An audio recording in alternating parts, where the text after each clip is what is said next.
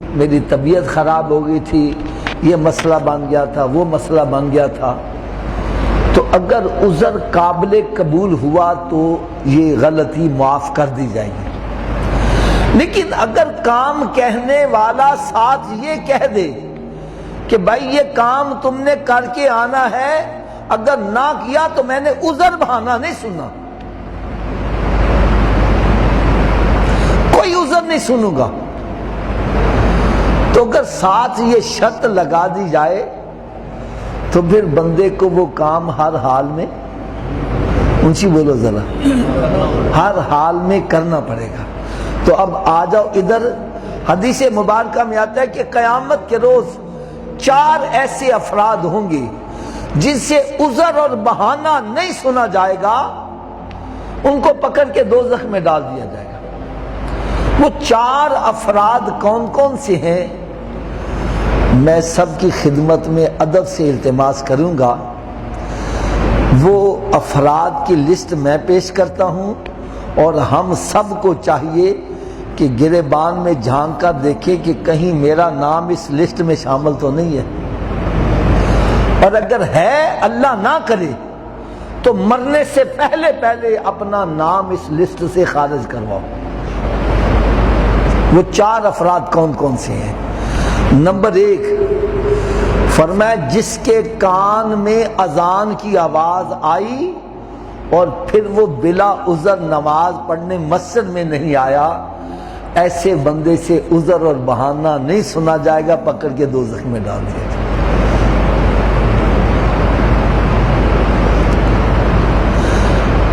آج میرا خیال ہے شاید ہی کوئی بندہ یہ کہہ سکے کہ میرے کان میں اذان کی آواز نہیں آتی۔ اب تو حالت یہ بنی ہے کہ مساجد کے اندر سپیکر اتنے لگے ہیں، بلکہ ایک نماز کے لیے کئی مساجد سے اذان کی آوازیں آتی ہیں، پھر ریڈیو کے آگے بیٹھو وہاں بھی اذان ہو رہی ہے، ٹی وی کے آگے بیٹھو وہاں بھی اذان ہو رہی ہے۔ اب ہمیں دیکھنا ہے کہ جب اذان ہو جاتی ہے تو میں مسجد کی طرف آ جاتا ہوں،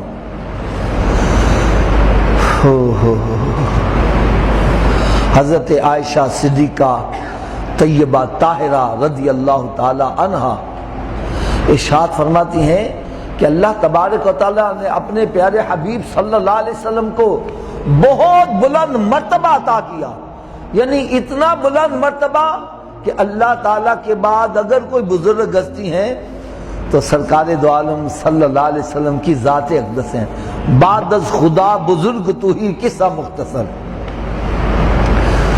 لیکن فرماتے ہیں اتنے مرتبے پر فائز ہونے کے باوجود سرکار صلی اللہ علیہ وسلم گھر والوں کے ساتھ گھل مل کر رہتے تھے، لیکن فرماتی ہیں کہ جیسے ہی اذان کی آواز آتی تو سرکار صلی اللہ علیہ وسلم اپنے گھر سے اس طرح باہر تشریف لے جاتے جیسے کوئی بندہ غلطی سے پرائے گھر میں داخل ہو۔ تو لہٰذا ہم سب کو چاہیے کہ جب اذان کی آواز آ جائے ہمارے کان میں تو اب ہم اپنے کام کاج کو چھوڑ کر تو اللہ تبارک و تعالیٰ کی بارگاہ میں حاضر ہو جائیں، اسی میں ہماری دنیا اور آخرت کی بھلائی ہے۔ دوسرے نمبر پر وہ بندہ جس کے سامنے دسترخوان بچھا ہے، ایک تو یہ نا کہ بندے کے پلے ہے ہی کچھ نہیں، ایک یہ ہے کہ اللہ تعالیٰ کی دی ہوئی نعمتیں موجود ہیں، اور پھر کوئی بندہ اللہ کے نام پر صدا لگاتا ہے کہ مجھے اللہ کے نام پر کھانا دے دو۔ فرمایا جو بندہ ہونے کے باوجود بھی نہیں دے رہا، ایسے بندے سے بھی عذر اور بہانہ نہیں سنا جائے گا۔ اور تیسرے نمبر پر وہ بندہ جس کو اللہ تبارک و تعالیٰ نے اتنی دولت دی کہ اس پر حج فرض ہو گیا۔ کیا ہو گیا جی؟ حج ہر بندے پر فرض نہیں ہے، من استطاع الیہ سبیلا، جس کے پاس اتنی دولت آ جائے کہ وہ وہاں جا سکتا ہے، واپس بھی آ سکتا ہے، اور اخراجات وغیرہ وہاں کے بھی اور گھر والوں کے اخراجات برداشت کر سکتا ہے، ایسے بندے کے اوپر زندگی میں ایک مرتبہ حج فرض ہو جائے گا، اور فرمایا جس پر حج فرض ہو گیا اور پھر وہ حج کرنے نہیں گیا، چلے جاواں گے بڑا ٹائم پڑا ہے وے، چلے جاواں گے بڑا ٹائم پڑا ہے، تاخیری حج اختیار کرتے کرتے اس بندے کو موت آ گئی، بغیر حج کیے مر گیا۔ فرمایا ایسے بندے سے بھی عذر اور بہانہ نہیں سنا جائے گا، پکڑ کے دوزخ میں ڈال دیا جائے گا۔ اس لیے اگر رب تعالیٰ توفیق دے تو حج کرنے میں تاخیر نہیں کرنی چاہیے۔ اور چوتھے نمبر پر وہ بندہ جو نیکی کی دعوت نہیں دیتا، برائی سے لوگوں کو منع نہیں کرتا، ایسے بندے سے بھی عذر اور بہانہ نہیں سنا جائے گا، پکڑ کے دوزخ میں ڈال دیا جائے گا۔ یا دور نہ جاؤ، میں ایک اشارہ کرنے لگا ہوں، اور کچھ نہیں، کم از کم اپنے گھر میں نظر دوڑاؤ، میرے گھر میں کتنے بے نمازی ہیں،